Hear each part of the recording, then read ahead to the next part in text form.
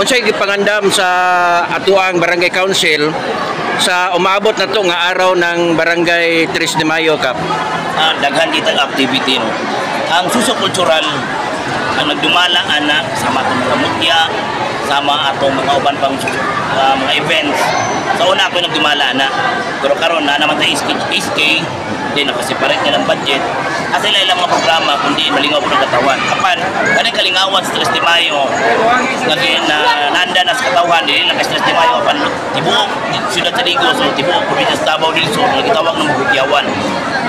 Ang kanidili ay month-long celebration, kundi pinulan ang pagselebrar. Daghan kay tagiangam gawas ang mga Bingkadol Festival nga libre pagkaon sa mga tao. Wow. Naapot tay mga panran nga dako kay panran nga history ni na mahitabo nga pinakadako nga partisipasyon sa kadaghanan sa tao karong May 1. Gawas niya na naapot tay mga chess tournament, mga basketball open sa barangay kundiin. Katsak yung mga tao kada gabi. Dugay na naman yung isugdan, dili lang kay karon. Apan dekada na ang mga nilabay nga mga programa, dili lang ingon sa proyekto, dili lang ingon sa bisan order, apan ang kalampuan o kasadya amo pong ginaselebrar kundiin.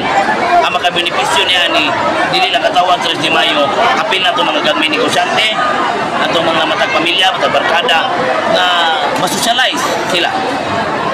Salamat kay ninyong tanan.